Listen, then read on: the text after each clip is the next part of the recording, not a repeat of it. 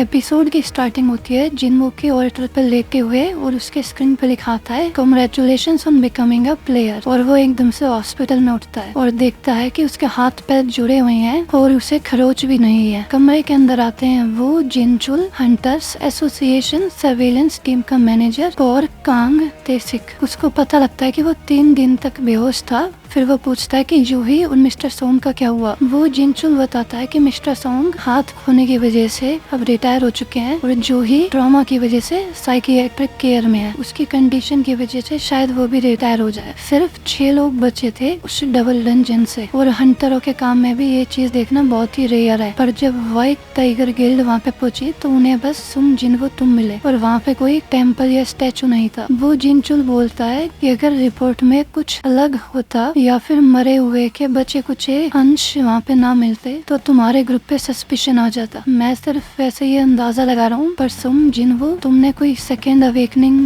Experience करी है। फिर जिनवू सोचता है कि एक बार हंटर की पावर अवेकन होने के बाद वो हमेशा फिक्स होती है, पर कभी कभी सेकेंड अवेकनिंग के बाद उनकी पावर ए रैंक या एस रैंक हंटर जितनी हो जाती है। वो बोलते हैं कि मानामीटर पे अपना हाथ रखो। पर वो जिनचुल सोचता है कि अगर सही में कोई इतना तगड़ा मैजिक बीस्ट वहाँ पे होता तो ये लो लेवल हंटर नहीं बचता। यानी सुम जिनवू की सेकेंड अवेकनिंग। मानामीटर पे नंबर आता है 10 और फिर वो उससे माफी मांगते हैं कि उनसे शायद कुछ गलती हो गई। और वो बाहर जाते हुए बात करते हैं कि ए रैंक भी 70 से ऊपर होते हैं वैसे तो। और वो जिनचुल सोच रहा होता है कि वो उस डंजन से जिंदा कैसे बचा। और जिनवू वापस लेट जाता है सोच के कि फालतू में उम्मीद लगा दी। और फिर वो सोचता है कि उन्होंने स्क्रीन के बारे में क्यों नहीं पूछा, शायद उसे वो ही देख सकता है। और फिर उसे याद आता है कि मरते हुए भी उसके सामने कुछ ऐसी ही स्क्रीन आई थी। जिनवू की बहन जिनहा वहाँ पे आ जाती है और वो उसको बोलती है कि अपनी तबीयत का ख्याल रखो और बोलती है कि अगली बार कुछ ऐसा हुआ तो स्कूल छोड़ के नौकरी पकड़ लेगी। फिर वो उससे पूछता है कि उसे कुछ यहाँ पे दिख रहा है तो वो मना कर देती है। फिर वो पूछता है कि गेम में अनरीड मैसेज कैसे पढ़ते हैं। वो बोलती है मैसेज बॉक्स को खोलकर। पर क्यों जानना है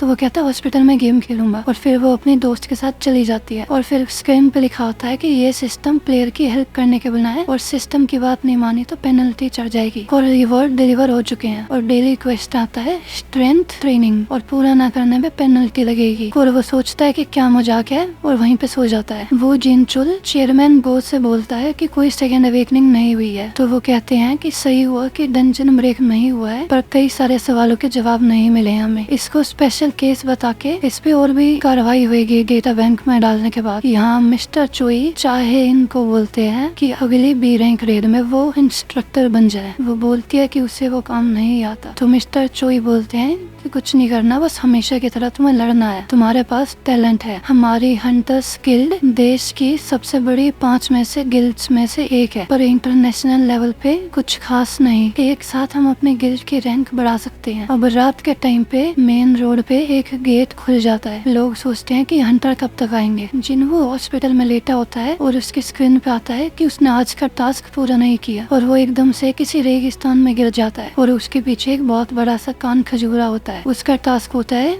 कि बस 4 घंटे तक जिंदा रहना।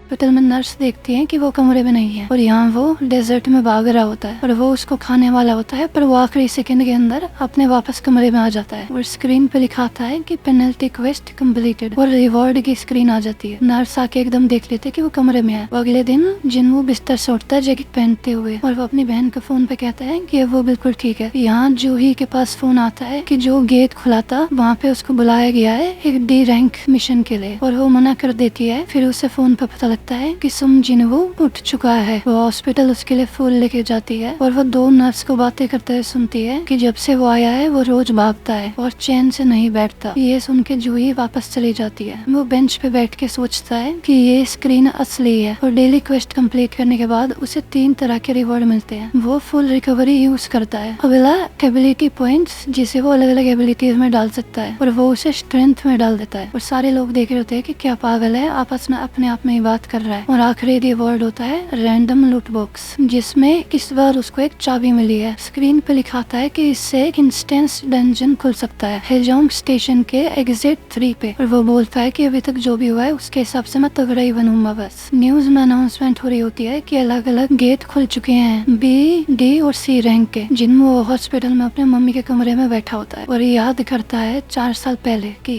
कहानी जब वो घर में होता है और उसकी मम्मी बेहोश हो जाती है। इटर्नल स्लीप डिसीज या फिर फाइनल रेस्ट। जब से ये आए हैं तब से ये डिसीज आई है और उसकी मम्मी को भी यही हुआ है और मॉडर्न मेडिसिन लाइफ सपोर्ट दे सकती है, ऐसा डॉक्टर बोलते हैं। जिन्हों पुशअप करते हुए याद करता है कि वो उस टाइम कैसे काम करता था कंस्ट्रक्शन साइट पे, और अंडर अवेकन होने के बाद और वो सिर्फ ई रैंक होता है और गॉबलिन से पिट जाता है और वो खड़ा होता है और उसके हाथ में एक सेब होता है जिसे वो तोड़ के चल देता है हाजोंग स्टेशन पे। और वहाँ पे खड़ा होकर सोचता है अगर कुछ ज्यादा खतरनाक हुआ तो आखिरी बार की तरह वहाँ से भाग जाएगा। चाबी हाथ में लेते एक साथ ही एक ताला आ जाता है और वो उसमें डाल देता है और अंदर जाते ही पीछे गेट बंद हो जाता है और एक लड़की आराम से जा रही होती है तो वो समझ जाता है कि वो एक सेपरेट डायमेंशन में है और वो समझ जाता है कि इंस्टेंट डंजन ऐसे ही होते हैं। और स्क्रीन पे आता है कि या तो डंजन बॉस को हराओ या फिर टेलीपोर्टेशन स्टोन को यूज करो। वो सोचता है कि ई रैंक मॉन्स्टर को मार नहीं पाता, एक डंजन अकेला कैसे खाली करेगा, और वो डरता हुआ आगे चलता रहता है और एकदम से उसके सामने गॉबलिन कूद जाते हैं।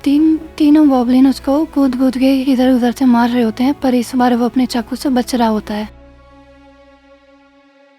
और वो एक को फिर मार देता है और उसके बाद दूसरा और फिर तीसरा और उसके पीछे एकदम से एक भेड़िया सा आ जाता है। वो चाकू से बचने की कोशिश करता है पर उसका चाकू टूट जाता है और वो समझ जाता है कि ये गॉबलिन से बहुत ज्यादा तगड़ा है पर उसके पैर हिल नहीं रहे होते। फिर उसका समझ में आता है कि वो डरा हुआ है इस चीज से और वो भेड़ी आके उसके मुंह पे निशान मार देता है और उसका समझ आता है कि उसके पास कोई हीलर भी नहीं है, अगर उसको कुछ हुआ तो वो हमेशा के लिए तैयार। और वो भेड़िया उसके ऊपर कूदता है और एपिसोड खत्म। ऐसे ही सबसे पहले सोलो लेवलिंग के एपिसोड हिंदी में देखने के लिए सब्सक्राइब।